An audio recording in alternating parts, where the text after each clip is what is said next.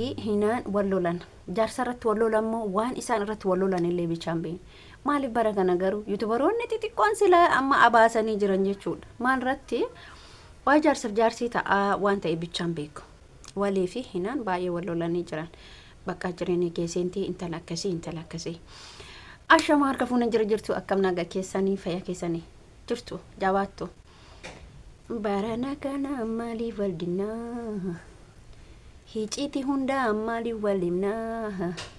ijoolleen kun lamaan jechuudha dhugaan isin jedha wali hinan waan irratti wallolan dhimma abbaa warraa yookiin immoo ilma na fakkaata hiriyoota turan duraaniif hiriyoota turanii wali hinan jechuudha gaafa hiriyoota turanitti namoota keessa walii beekan jechuudha gaafan isin jedhu hicitiin baay'ee ulfaataadha inni lammaffaan immoo wal odeessuun wal himuun wantoota keessa walii injiraamte wantoota keessa amma gaafa wallolan hoqqisanii baasan garattis waan hambifatan hinaan jechuun nama miskiina turte walillee dhugaa nama gaarii turte yeroo tokko warra gaarii tokkooti nuti hinaanii walee ijoollee hedduutu jira ijoolleen hedduu kuni garuu hinaaniif walee walitti dhiyeenya qabanii ani hinaan duraan biyya isiin turten beeku joordaan na fakkaata waleen su'uudii jirti na fakkaata baay'ee bakka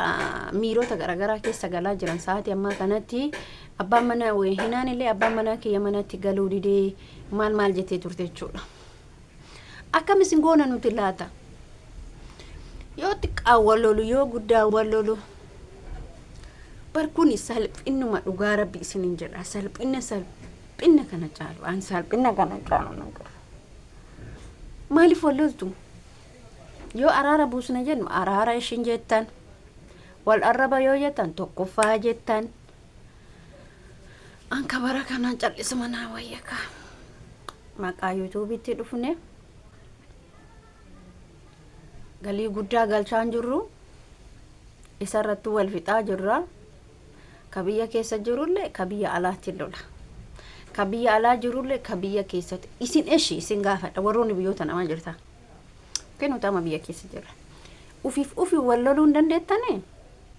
fakkeenya hinan nama miskiina achi mucaa anumaan irratti wallolan beeku citin isaanii wayii homti ko gara abbaa manaatiin beena fakkaata hinan jettee jirtan akkana ati akkasii ani bakka injira mitira maaliif walloltan garuu dhagaa wayni isin dhaama namoota keessattuu dubartoota jechuudha dubartootuma dubartiitti garaan himatiin dubartiitti citi guddaan himatiin eenyutti himatta beektu dhiiratti himatta dhiira wayya hiriyaa dhiiraa wayya hiriyaan dhiira akka dubartii miti hin hambifata hin hoqqeessu waan garaa isaa keessa jiru jechuudha anis biyya arabaa keessa ka ture keessa akka nama tokkootti ana jedheeti yaada wallahi yeroo sanillee ani alhamdulillah rabbil alamin namoonni ani tidhiyaa nama hedduumeeti ana isii tokko qofa jechuudha hiriyaan tiyata keessa walii beenu tokko qofa bakka maaliif ansanuu jechuudha nan soda ushaka yeruma sanuu maaliif wanta hunda gaafimti namni gaafa aari waa hunda baafata gaafa aari jechan taani bakka buntoota jechuudha hiciti namni sunillee katimatu namni sun nama akkamiiti hiriyaa akkamiiti nam waan ka borwaayke namni gaafa aari bar hiriyaatti waa himateetiin arabaafata maaliif sinin jedhe beeytane dhiiraaf dubartiin garaagarummaa qabdi dhiirti hamma feetillee aartu xiqqoo isi bakka safuu yookiin immoo haa ta'u uma baasa kalaaquma jira dhiirtillee namni sun nama akkamii ka jedhu dhiira sanillee hubachuu qabda namni tokko dhiira bakka ijoolleen takka dhalaan dhiiratti himattu an garuu bakka rakkoon takka hin qabu ani dubartiirra dhiira naa wayya maaliif yoo jettani dubartiin garamumaan maqaa kee balleessu garamumaan si xureessu garamumaan akka namni sittiin kaloon akka bakka 2000 saga akka ta'in beeku garuu hiriyaa turre isinii hima an dhalaan amanu baran mallee wajjin haasa'a malee eenyumaan amanu sababa hinaanii fi walee jechuudha mucaa takka kutaa takka qabne hamma kutaa amma ministirii fudhannutti ollaa turre ganda turre wajjin biyya taphachaa turre barumsa wajjii seenne wajjii nyaanna wajjii dhuyna bakka jechuun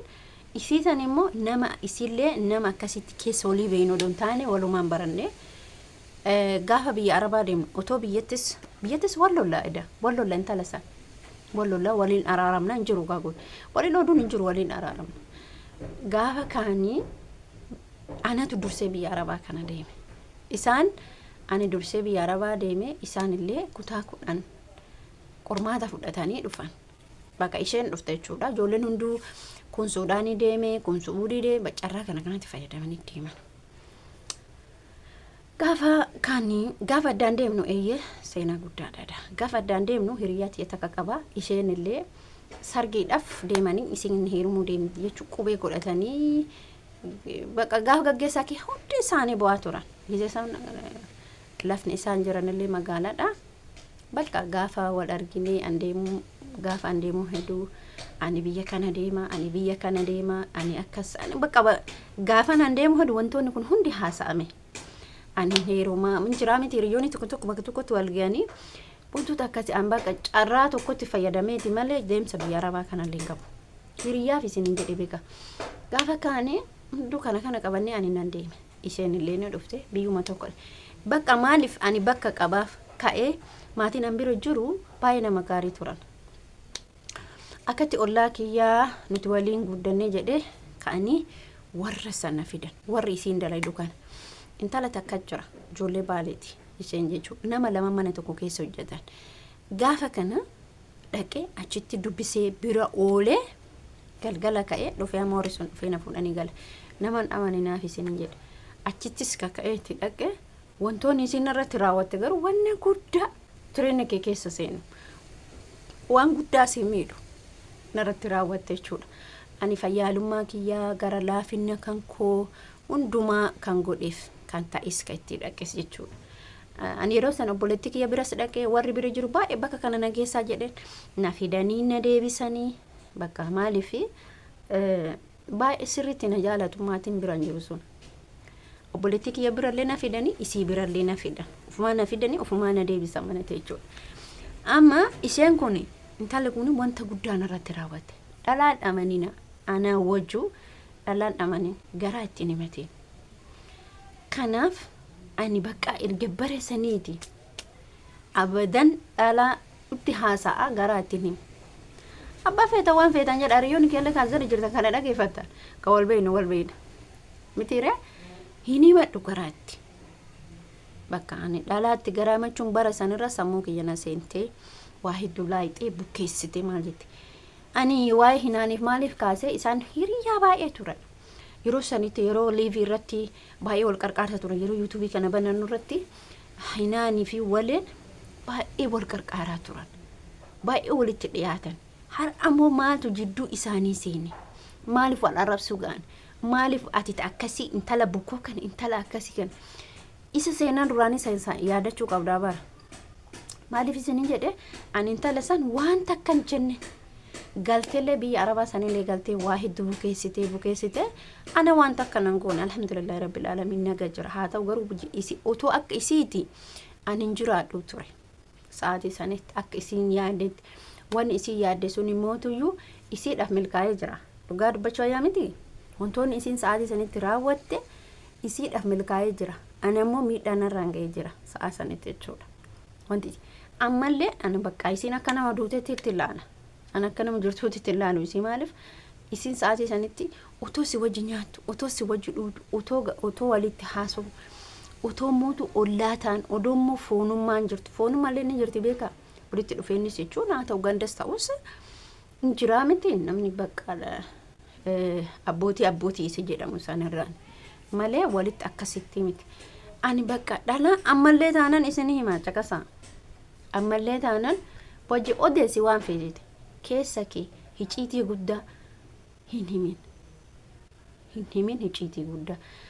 walee fi hinaan hiciitii guddaa wal biraa qabu haasaa garagaraa wal biraa qabaachuu danda'u hin beekamu kun kana nama lafa kana irratti hin amanini nama lafa kanarra jiru gonkumaa hin amanin. Rabbii tokkicha yookiin mataa keetu amanuu hin dandeettu. Kan isin jechuu barbaada viidiyoo kiyya asumatti dhaaba. Hamma viidiyoo biraatti walitti deebinutti. Bye bye.